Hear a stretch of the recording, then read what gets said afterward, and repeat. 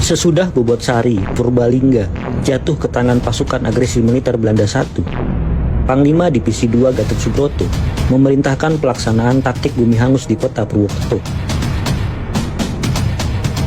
Tujuannya agar aset-aset penting di kota Purwokerto tidak dimanfaatkan tentara Belanda untuk semakin memborbardir perjuangan kalangan pro-Indonesia merdeka.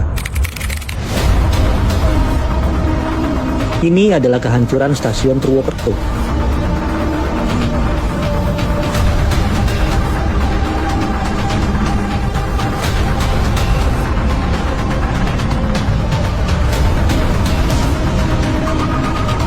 Ini adalah puing-puing pabrik-pabrik setelah bumi hangus.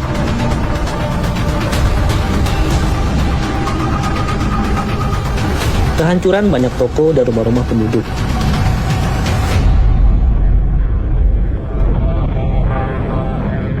Masyarakat pergi mengungsi. Setelah menduduki Purwokerto pada 31 Juli 1947, pasukan Belanda melakukan penyisiran rumah ke rumah. Mereka menangkap sejumlah pejuang. Pasukan Belanda juga menemukan sekitar 25 ton amunisi buatan Inggris dan Jepang milik para pejuang Republik Indonesia. Para pengungsi yang kembali ke kota, mereka mengais puing-puing rumah yang hancur. Setelah Purwokerto diduduki, pasukan Belanda pun bergerak untuk menggempur Cilacap.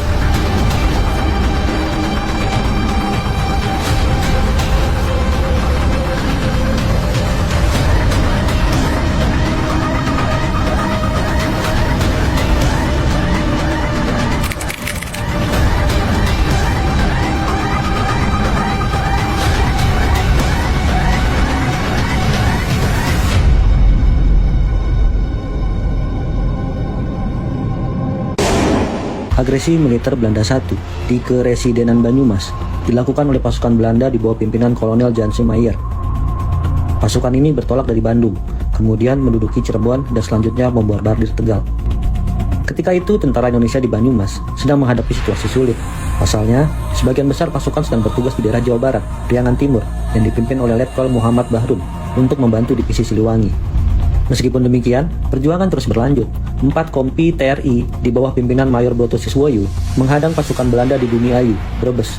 Pasukan Broto Siswoyo membuat halang lintang dan meledakkan 9 jembatan untuk menghambat laju tentara Belanda menuju kota Purwokerto. Namun Belanda kemudian sukses menyadap komunikasi telepon pasukan Indonesia. Sadar adanya konsentrasi pasukan Indonesia di Bumi Ayu, Belanda kemudian mundur ke arah Margasari, Banjaran, dan bergabung dengan pasukan Belanda di Tegal.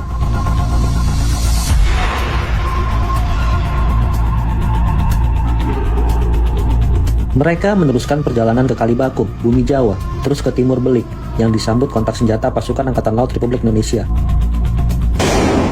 Namun, pasukan Belanda terus maju, dan tujuannya menerobos masuk daerah Bobotsari dan memutari Gunung Slamet.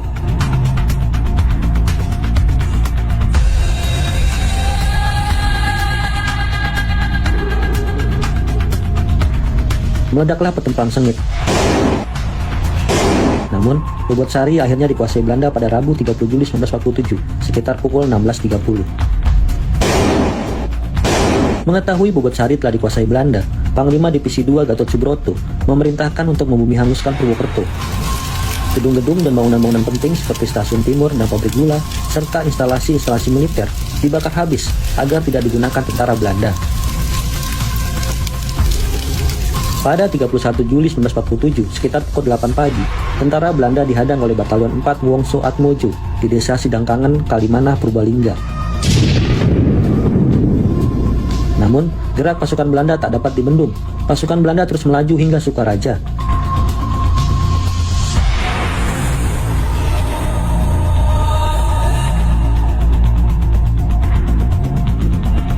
Kemudian menghujani Purwokerto dengan tembakan-tembakan artileri yang mengenai rumah-rumah dan bangunan-bangunan di sekitar alun-alun.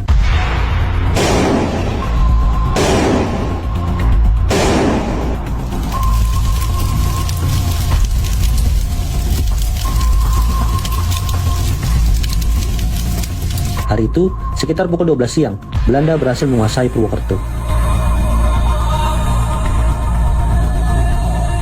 Pemerintah Keresidenan Banyumas dan militer Indonesia mundur ke daerah utara Purwokerto. Perjuangan beralih menjadi perang gerilya. Belanda kemudian mengadakan pembersihan ke desa-desa sekitar yang menjadi basis perjuangan tentara Indonesia di Banyumas.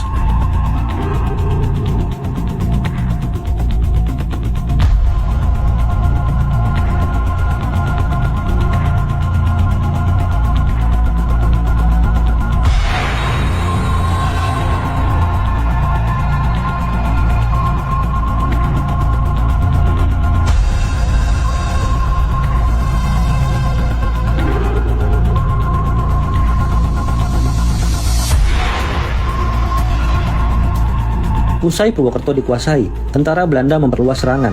Pasukan dipecah dua. Pasukan pertama menuju Kelampok dengan target menduduki Purwanegara, Banjarnegara. Pasukan kedua menuju Cilacap melalui Wangon untuk kemudian menuju Jeruk Legi. Meskipun telah dipertahankan habis-habisan oleh Kesatuan Resimen 15 di bawah pimpinan Letnan Kolonel Abimanyu, akhirnya kota Cilacap jatuh juga ke tangan Belanda melalui serangan darat dari arah Jeruk Legi pada 4 Agustus 1947.